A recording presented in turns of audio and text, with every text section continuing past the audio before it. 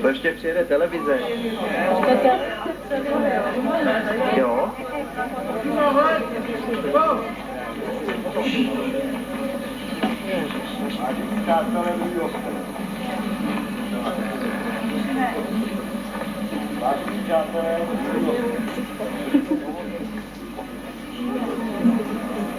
No, ještě jednou. Vážení přátelé, milí hosté, dovolte, abych zahájil oslavy 120. výročí sboru dobrovolných hasičů do stanic. Vítám všechny účastníky těchto oslav, zvláště vítám pana starostu obce Zahořan, Václava Řeháka, zástupce okrskového velitele Josefa Odvodyho a velitele Václava Dolejše. Dále vítám všechny členy hasičských sborů a všechny vás přítomné, včetně dětí. Program dnešní oslavy je následující. Za první je zahájení, co jsem povedl. Za druhý bude uctění památky padlých v první světové válce, položení věnce, vzpomínka na zemřelé hasiče. Za třetí je slavnostní projev a starosta Pražák Emanuel projev. Za čtvrtý je předání pamětních listů zaslouženým hasičům. Za páté je slavnostní pochod s saniticemi na letiště, kde bude provedena soutěž požárního sportu. Po skončení soutěže bude volná taneční zábava pod stanem na letišti proti Bytovce, na kterou všechny zúčastněné srdečně zvu a v tanci a v poslechu bude hrát dechová hudba Karolonka.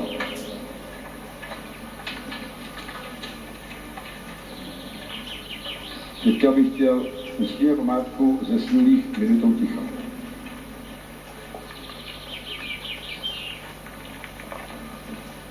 Prosím o položení věnce pomníku padlých.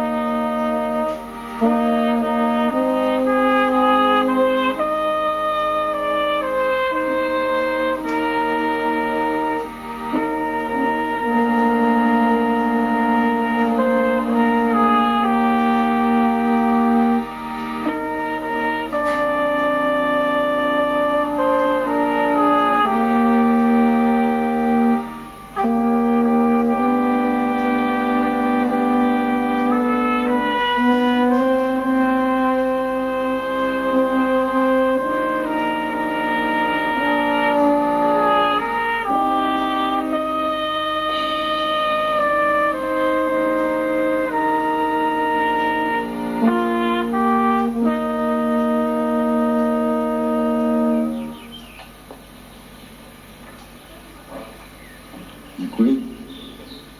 Předávám slovo panu Kámenovi, který přednese slavnostní projekt. I zrušení sboru na krátkou dobu bylo. Přesto, jak vidíte, z dnešní oslavy vydržel až do dnešní doby a myslím, že bude pokračovat do dalších let. K tomu mu přeji hodně úspěchů. Teď něco z historie hasičského sboru. Dle knihy protokolů se ustavující schůze konala dne 15. února 1880.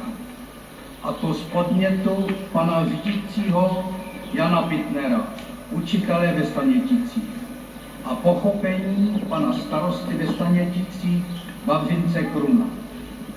Tito obeslali pozvání do přilehlých obcí patřící farnosti do Stanětic, to je Bříchovice, Oprechtice, osada Ulíkov, Zahořany a Sedice. Dále byl pozván také Antonín Pytl, nájemce panského dvora ze Zahořan.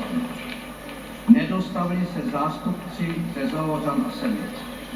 Přesto však hasičský sbor byl založen, 28 občanů bylo zakládající a 55 občanů činných. První zakládající výbor sestával z těchto pánů: Antonín Pytl, nájemce paňského dvora v Zalořanech, prozatímní předseda; Jan Bittner, řídící učitel ve Staněticích; Václav Chvojan, farář ve Staněticích; Vavřinec Kruml, obecní starosta ve Staněticích; Jiří Voráček, obecní starosta v Oprechticích; Martin Váchal, obecní starosta v Říchovicích; Jakub Váchal, obecní radní na Úzkově. Tento výbor připravil a nechal schválit stanovy hasičského sboru, které tím hasičský sbor zahájil činnost. Dne 26. listopadu 1880 obdržel sbor ruční čtyřkovou stříkačkou taženou pájkou. Tato byla vyzkoušena a 5. prosince 1880 vysvěcena. Při této slavnosti se dostavili deputace sboru z Domažlic, Staňkova a Kouta na Šumavě, který přišel i z Hudbou. Sbor se zúčastňoval při různých slavnostech, cvičení, ale hlavní jeho náplní bylo chránit majetek občanů před požárem. V této době, kdy se svítilo svíčkami a petrolem, vznikalo mnoho požárů. Většina střech byla pokryta taškami a požár se rychle šířil. Ze zápisu, který byl proveden v roce 1925, bylo konstatováno, že za tuto dobu se sbor zúčastnil při více než 50 požárech. Sbor nehasil jen v obvodu farnosti, ale vyjížděl k požárům do Mrávkova, Nebolic, takhle do Kopče. Nejméně požárů bylo za první světové války od roku 1914 až 18. V této době hasičský sbor nevykazoval žádnou činnost, neboť většina lidí byla ve válce a nebyl kdo by obsluhoval stříkačku. Po první světové válce se hasičský sbor zaktivizoval Jan Schamberger, Miroslav Sacha, Karel Malý, Václav Škarda mladší a Jaroslav Hejtman, který byl velmi aktivním hasičem. Děkuji dále všem nejmenovaným hasičům, kteří se zasloužili o práci v hasičském sboru po celé 120 letech jeho trvání.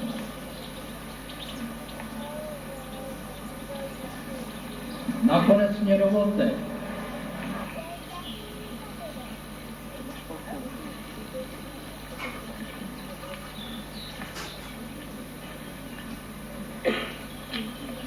vážení hasiči, vážení hosté. Přišli jsme si zde u památníku padlých světové válce, abychom se poklonili památce lidí, jejichž otcové a dědové stáli u zrodu dobrovolného hasičského sboru ve Staněticích, který slaví 120. výročí svého vzniku. Přišli to naši předkové, kteří padli v první světové válce, stáli v počátku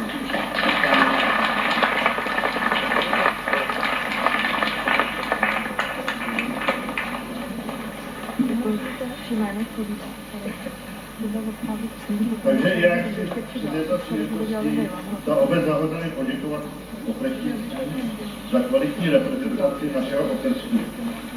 Na závěr přeji všem hodně zdarů v dnešní okrskové soutěži. Děkuji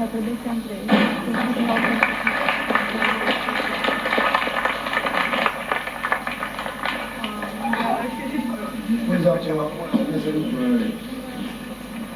Vážení přátelé, při příležitosti 120. výročí založení hasičů ve Staněticích se rozhodl tento sbor odměnit pamětními listy zasloužilé a ty, kteří vytrvali v této organizaci.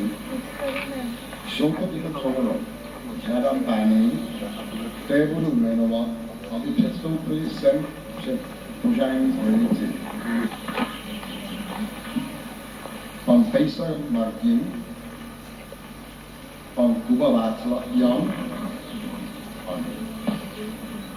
pan Štěpán Miroslav, pan Zahořek Václav, pan Škarda Václav, pan Bozděk Josef, pan Svoboda František, pan Kámen Václav, pan Mazík Václav, pan Červený František, pan Klubel Matěj, pan Kališek Josef, pan Selmer Václav. Děkuji.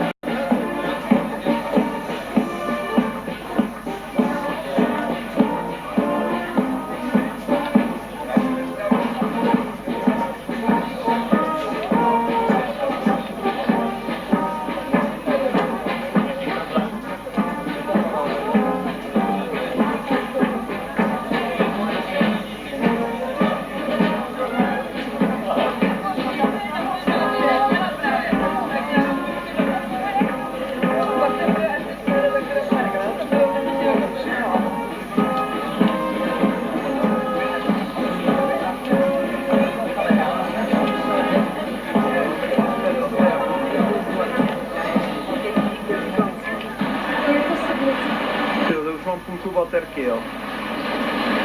Tak to je hodně dobrý.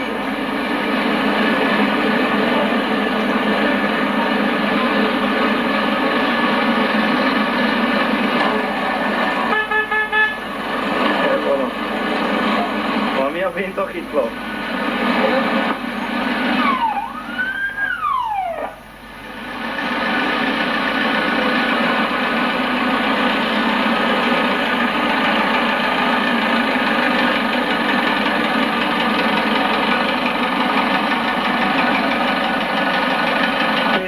Tam taky budou v té soutěži. Jo. To je nějaká centrála, ale.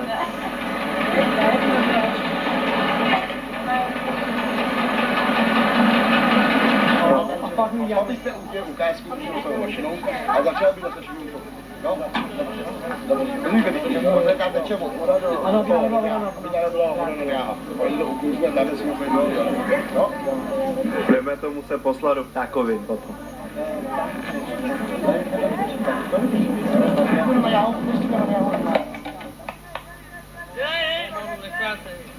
Pomalu předávej do pravý ruky, si do pravý ruky. Dobrý roky, pivnici! Dobrý, diveno! Pomal, Venos, pomal, dobrý Vašiko. Kamer.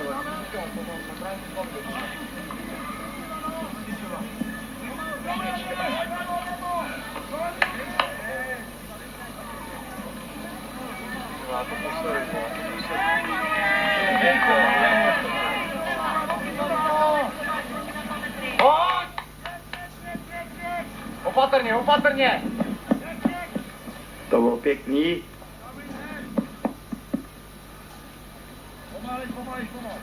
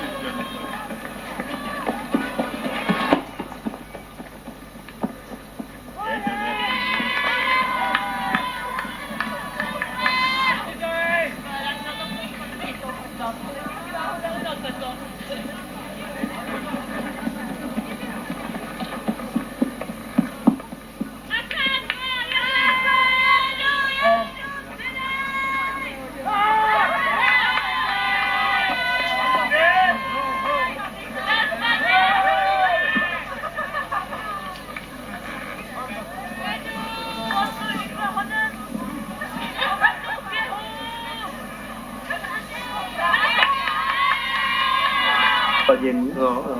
Skladěný od dět. To má, aby nekousal, nebo proč to dáme? Ne, kolik ne, štafetovej. A jo, já myslím, aby si nevyrazil zuby. Ne, štafetovej kolik. A to bylo pěkný. A to bylo pěkný. Člověče, to je poplet. Ten běžel rychle. Ten je dobrý. No a Dudeníčko? Pozor. To je holí.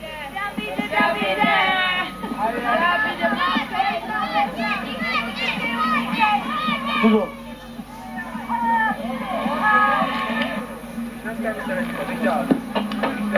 Ah.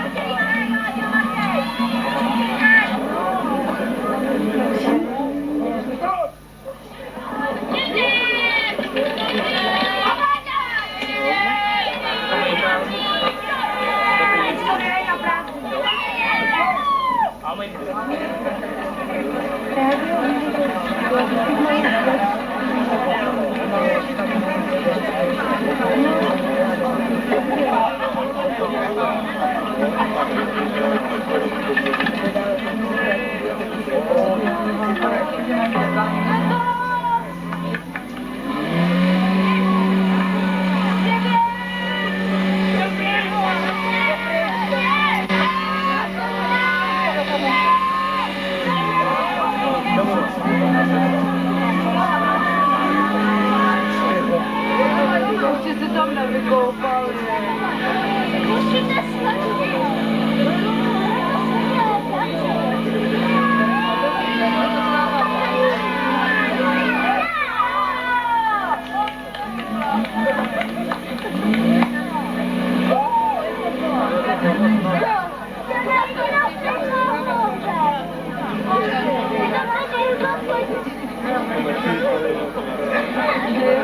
To jsou ty cigarety.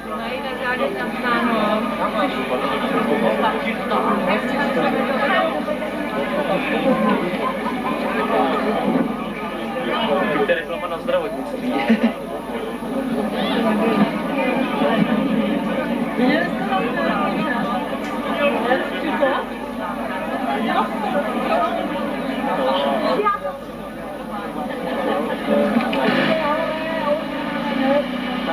Yeah.